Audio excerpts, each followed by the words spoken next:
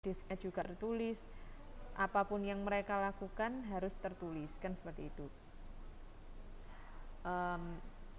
Dan di sini kita akan membahas mengenai formalisasi.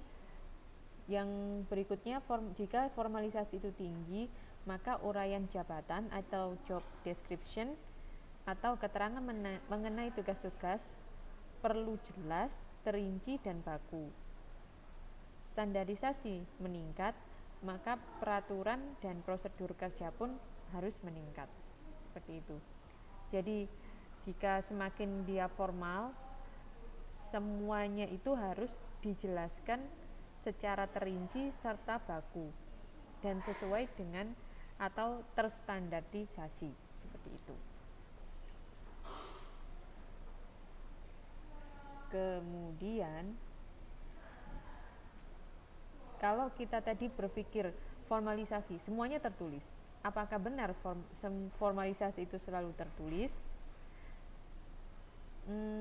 Ada pendapat bahwa formalisasi itu adalah tingkat penggunaan dokumen tertulis dalam kegiatan organisasi, meliputi peraturan, prosedur, instruksi, komunikasi, semuanya tertulis. Pendapat lain menyatakan bahwa formalisasi itu mencakup seluruh peraturan dan prosedur yang tertulis maupun tidak tertulis.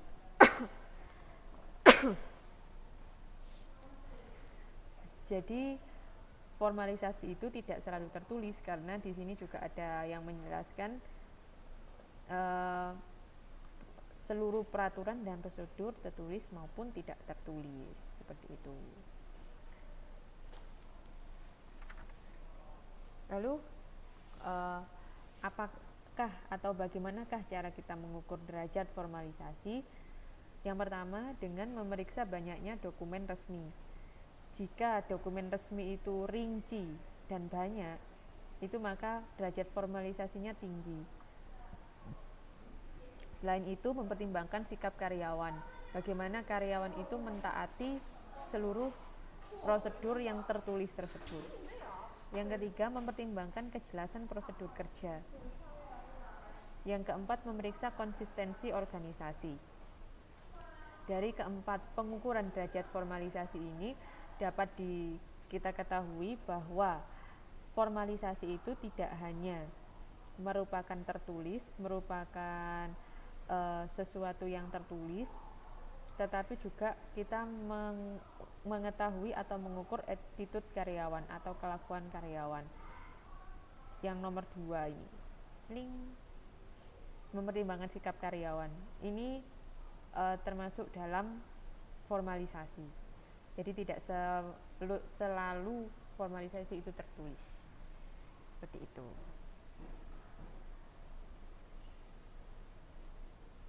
Kemudian faktor-faktor yang berpengaruh terhadap derajat formalisasi. Jika keterampilan rendah, maka tugas sederhana dan berulang atau repetitif, maka derajat formalisasinya tinggi.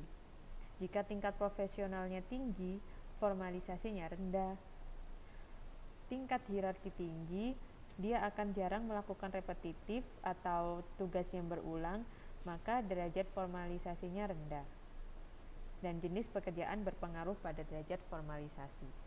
Jadi, kalau orangnya itu keterampilannya rendah, biasanya para pelaksana atau para praktikal misalnya di bagian produksi, mereka bagian pembungkusan tadi yang saya contohkan, tugasnya itu akan sederhana dan berulang, maka derajat formalisasinya tinggi. Kenapa tinggi? Karena dia lebih harus ada prosedur-prosedur khusus, harus ada prosedur yang jelas dan tertulis mengenai bagaimana melakukan tugasnya itu. Kan keterampilannya rendah, maka dia diperlukan prosedur atau diperlukan bantuan petunjuk untuk melaksanakan tugasnya, maka formalisasinya tinggi.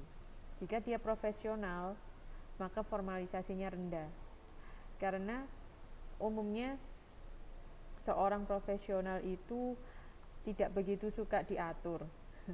Kan sudah kita bahas sebelum-sebelumnya, dia tidak suka yang terlalu formal, karena kalau dia terlalu diberi aturan, diberi prosedur yang terlalu ketat, terlalu resmi, dia tidak bisa berkembang seperti itu kalau dia profesional.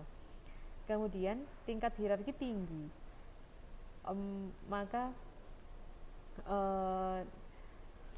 dia orang di tingkat yang di level yang tinggi, di bagian yang tinggi, dia jarang melakukan repetitif karena tugasnya dia bukan hal yang rutin. Seperti atasan kan tidak melakukan produksi atau tidak melakukan hal-hal yang rutin, memproduksi barang atau memasarkan misalnya gitu. Mereka umumnya hanya misalnya mengambil keputusan strategis, keputusan jangka panjang. Nah, derajat formalisasinya rendah. Mereka akan lebih fleksibel dan tidak terlalu ada formalisasinya seperti itu. Kemudian jenis pekerjaan berpengaruh pada derajat formalisasi. Itu jelas. Dia bekerjanya di bagian apa, maka akan mempengaruhi formalisasi. Seperti itu dalam perusahaan. Kemudian, apakah manfaat dari formalisasi? Yang pertama, karyawan yang teratur mengurangi penyimpangan dalam pelaksanaan kegiatan. Maksudnya, dengan adanya formalisasi, dengan adanya peraturan atau prosedur yang tertulis, maka karyawan akan mentaatinya. Jika karyawan mentaati peraturan-peraturan yang tertulis itu, maka karyawan akan bekerja secara rutin atau teratur. Jika mereka melakukan tersebut, hal ini akan mengurangi penyimpangan dan dalam pelaksanaan kegiatan. Kalau semua sesuai aturan, penyimpangan bisa dihindari. Kemudian adanya pembakuan atau standarisasi, itu sudah jelas. Yang ketiga, berkurangnya kebebasan karyawan dalam melaksanakan tugas-tugas yang tercakup dalam jabatan yang dipegang. Karena dengan adanya peraturan, karyawan tidak bisa seenaknya saja melakukan tugasnya.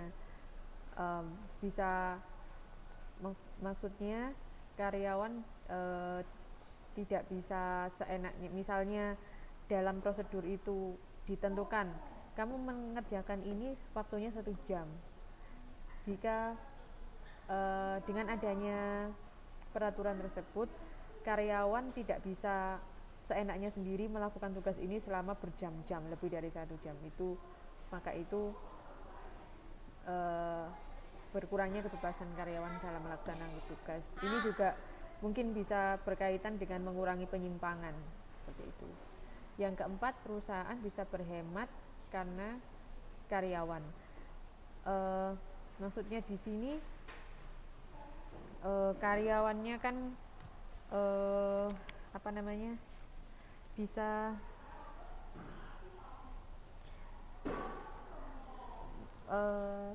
perusahaan itu merekrut karyawan yang mungkin dengan pengalaman yang tidak begitu tinggi atau tidak terlalu profesional, tetapi mereka akan diberi prosedur, diberi tata cara, petunjuk dalam melaksanakan tugasnya, sehingga perusahaan tetap bisa jalan meskipun karyawannya biasa saja, tidak terlalu profesional, seperti itu.